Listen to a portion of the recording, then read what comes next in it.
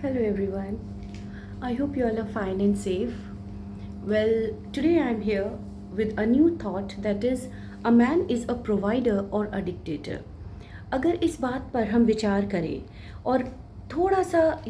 पुराने ज़माने की तरफ जाए, पुराने से मेरा मतलब है 90s से पहले, तो आप पाएंगे कि हर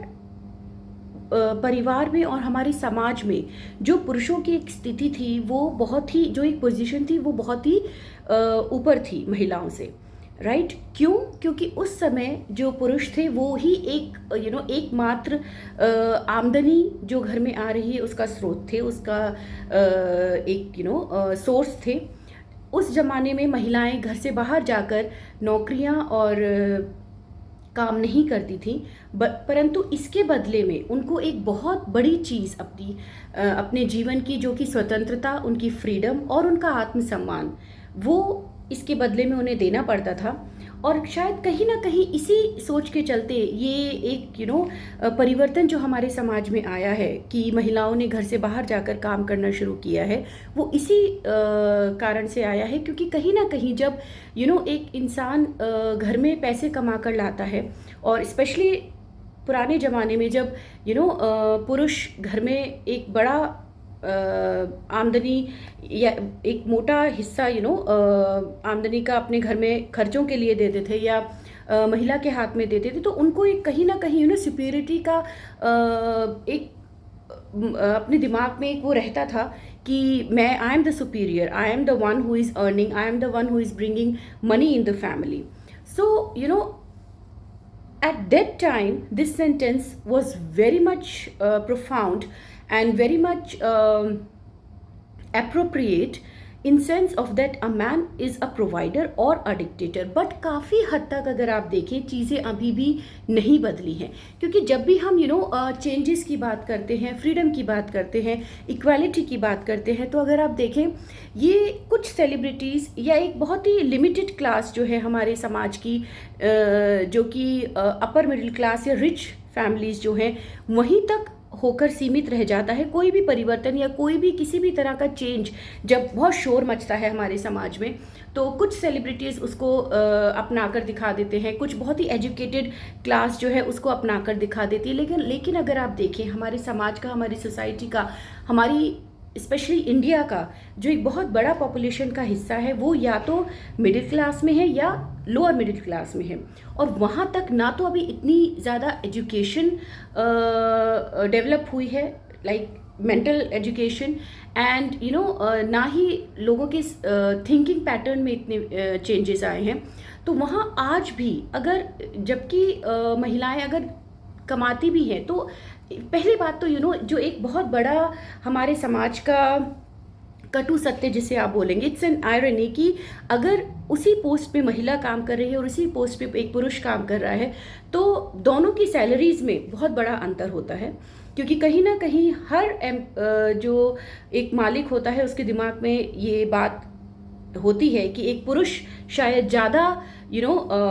एफिशिएंट होता है किसी भी काम के लिए in comparison to a lady. तो ये फ़र्क अभी तक नहीं मिटा है, और ये सोच कहीं ना कहीं अभी भी मिडिल क्लास या लोअर मिडिल क्लास के पुरुषों में बहुत ही स्ट्रांगली प्लेस्ड है कि if I am the one who is earning in the family, so I have all the rights and I can decide all the major decisions of the family। जो जितने भी महत्वपूर्ण विचार होते हैं या फैसले लेने होते हैं फैमिली के, आज भी आप देखिए महिलाओं को इतनी स्वतंत्रता नहीं है। कहीं घर खरीदा जाना है, कहीं ज़मीन खरीदी जानी है, किसी कागज़ पे अगर सिग्नेचर्स होने, कहीं भी ऐसा नहीं होता कि अगर ठीक है he is busy so lady की सिग्नेचर से काम चल जाए, या मैंने ये कह दिया तो ये बात हो गई। तो काफ़ी हद तक अभी भी हम अपने परिवारों में देखते हैं या छोटे शहरों में या जो एक बहुत लिमिटेड हिस्सा है हमारे समाज का, वहाँ पर चीज़ें बदली हैं, लेकिन सतही रूप से चीज़ें अभी भी वैसी की वैसी ही हैं जैसे कि अब से 100 साल पहले या 50 साल पहले या 60-70 साल पहले थी। और वही सोच अभी भी पुरुषों में काफ़ी हद तक देखने को मिलती है कि I am the owner of the house, I should be, my name should be there. And यहाँ तक कि घर के बुजुर्गों के भी दिमाग में कहीं ना कहीं ये बात आती है। पहले ये बातें इसलिए होती थी, पहले हर कागजात में या हर प्रॉपर्टी में हर जगह पुरुषों का नाम इसलिए होता था क्योंकि घर से औरतें बाहर नहीं निकलती थी। कोर्ट कचहरी हजार तरह के चीज़ें होती हैं, तो वो इतना घर से बाहर नहीं निकलती थी, इतनी शिक्षित नहीं होती थी जो आज हैं। तो आज मेरा जो अभी भी जो क्वेश्चन ये है कि काफ़ी हद तक चीज़ें अभी भी नहीं बदली हैं। अभी भी अगर आप देखिए अपर मिडिल क्लास में या लोअर मिडिल क्लास में चीज़ें अभी भी वहीं की वहीं हैं। महिलाओं को अभी भी इतने अधिकार नहीं हैं। समाज इस सोच से आज भी उनको एक्सेप्ट नहीं करता है जितनी स्वतंत्रता से एक पुरुष को सारे अधिकार दिए जाते हैं या उसको एक्सेप्ट किया जाता है, राइट। अगर एक कहीं प्रॉपर्टी खरीदनी है या कहीं किसी भी तरह का कोई फैसला लेना है तो आज भी काफ़ी हद तक या तो पुरुष हो ही ना परिवार में, वो एक बात अलग है, परंतु जहाँ पे पुरुष है वहाँ आज भी आप गांव में देख लीजिए, पंचायतों में देख लीजिए, या जहाँ भी कहीं 4 लोग बैठे होते हैं तो वहाँ अभी भी, क्योंकि प्रॉब्लम क्या है कि जहाँ पंचायत हैं या जहाँ पे फैसले लेने हैं वहाँ आज भी पुरुष ही हैं। काफ़ी हद तक महिलाएं अभी इतनी नहीं हैं हर जगह पर। तो जो जब ये बात आती है कि 5 पुरुष अगर बैठे हैं किसी पंचायत में या कहीं कोई फैसला लिया जा रहा है, उनके सामने अगर एक स्त्री खड़ी है और वो अपना कुछ पक्ष रख रही है या उसके अधिकार के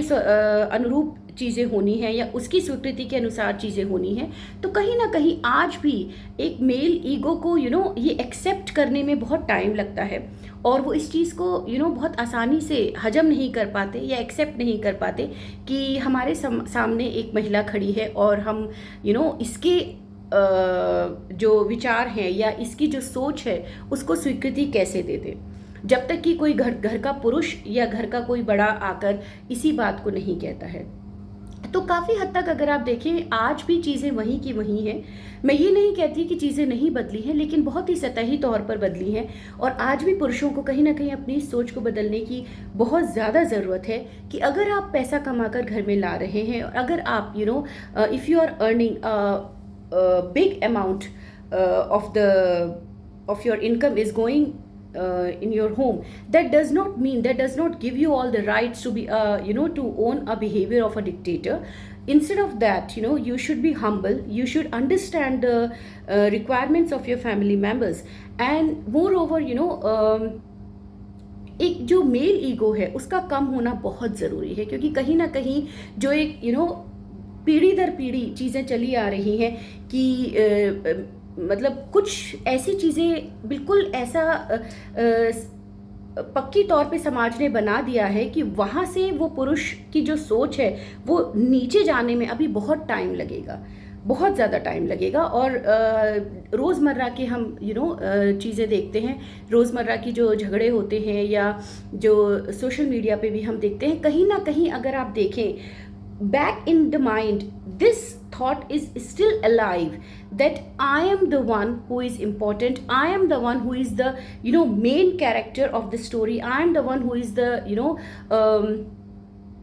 dictator। अगर मैं कहूँ कम नहीं तो ये कोई झूठ नहीं होगा, क्योंकि पुरुषों के दिमाग में कहीं ना कहीं रहता है अगर मैंने ऐसे कह दिया और ये नहीं हुआ क्यों नहीं हुआ, या अगर माँ के दिमाग में ये कहीं ना कहीं रहता है बेटे ने ऐसा कहा तो ये चीज़ क्यों नहीं हुई। तो कहीं ना कहीं अभी भी अगर आप देखिए परिवारों में, हमारे इंडियन समाज में आज भी ये चीज़ें बहुत एक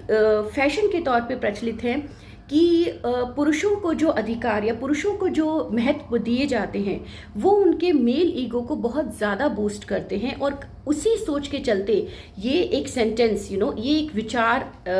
डेवलप होता है कि a man is a provider और अ डिक्टेटर। आप अगर अपने परिवार को पाल रहे हैं, अगर आप अपने परिवार की ज़रूरतों को पूरा कर रहे हैं, उसका मतलब ये नहीं है कि आप एक डिक्टेटर के तौर पर उनके ऊपर अधिकार जताएं। वो आपसे पूछकर ही घर से बाहर निकल सकती हैं, वो आपकी अनुमति के बिना कुछ नहीं कर सकती, या घर के सारे बड़े फैसले लेने का हक सिर्फ आपको ही है। प्रोवाइडर ही रहे तो काफ़ी हद तक उसका सम्मान बरकरार रहता है। लेकिन जब वही चीज़ एक डिक्टेटरशिप में कन्वर्ट हो जाती है, उसी के ही चलते ये परिवर्तन हमारे समाज में आया है कि जब औरतों को, महिलाओं को ये दिखना चालू हुआ कि जो घर में कमा कर लाता है उसकी चलती है, या जो घर में बड़े फैसले वही ले सकता है जो घर में आमदनी ला रहा है या पैसा लेके आ रहा है। और यही कारण है कि महिलाओं ने घर से बाहर जाकर कमाना शुरू किया है। तो कहीं ना कहीं अगर आप वही सम्मान चाहते हैं और कहीं ना कहीं आप ये चाहते हैं कि जो आप कहें वो बरकरार रहे, तो देखिए अब समय बदल चुका है। आपको अपनी सोच में परिवर्तन लाना होगा और कहीं ना कहीं आपको इस बात को समझना होगा कि अब महिलाएं वो नहीं रहीं जो आज से 50 या 100 साल पहले थीं, और अपनी सोच में परिवर्तन लेकर आइए और इस चीज़ को एक्सेप्ट करिए कि अगर वो भी घर में कमा कर ला रही है और आप भी घर में कमा ही रहे हैं, तो दैट डज नॉट मीन कि आप अगर ज़्यादा कमा रहे हैं तो you will behave like a dictator कि मैंने जो कह दिया वही होगा, या जो मुझसे पूछकर सारी चीज़ें होंगी, या सारे महत्वपूर्ण फैसले मैं ही लूँगा। ये काफ़ी हद तक गलत है। और मैं ये सोचती हूँ, समझती हूँ कि शायद पुरुषों को इस सोच को बदलना चाहिए। और जब अगर आप इक्वालिटी की बात करते हैं, कंधे से कंधा मिलाकर कमाने की और हर चीज़ में साथ देने की बात करते हैं, तो इस सोच पर भी थोड़ा सा विचार डालिए और विचार करिए, सोचिए कि क्या सिर्फ घर में कमाकर लाने से सारे अधिकार आपके हो जाते हैं, और एक महिला जो पूरे दिन घर में खाना बनाती है या बच्चों को संभालती है या और बाकी के सारे काम करती है, उसके कोई अधिकार नहीं होते? तो कहीं ना कहीं हाँ, बहुत ज़रूरत है इन चीज़ों को सोचने की। और महिलाओं के अधिकारों की बात होती है तो वो तभी होती है जब कोई चीज़ छीनी जाती है, राइट? तो जब ये अधिकार उनसे छीना गया है तभी महिलाओं के अधिकार की बात हुई है। जब उनको डिक्टेटरशिप का एक एहसास हुआ और जब ये बातें परिवारों में और समाज में सामने आई कि पुरुष कमा कर लाते हैं और इस तरह से बिहेव करते हैं, वही रीज़न है कि महिलाओं ने घर से बाहर जाकर कमाना शुरू कर दिया। तो आप देखिए, जब भी जो भी एहसास किसी इंसान को हुआ है, उसके बदले में उसका रिएक्शन ज़रूर हुआ है, फिर वो चाहे आपको पसंद आए या ना आए। तो अगर आप चाहते हैं कि आपको इज़्ज़त मिले, रेस्पेक्ट मिले और प्यार मिले और आपको आपकी वही पोजीशन घर में रहे, तो आप एक प्रोवाइडर के रूप में ही रहिए और डिक्टेटरशिप अपने जो दिमाग में है या अपने जो व्यवहार में है उसको कम करिए। एंड काफ़ी हद तक चीज़ें संभल जाएंगी और महिलाओं को भी जब ये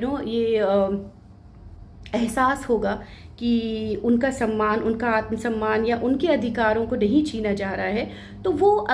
अगेंस्ट जो एक बिहेवियर होता है उसको काफ़ी हद तक कंट्रोल करेंगी और आपको भी समझने की कोशिश करेंगी। तो यही रिक्वेस्ट है मेरी कि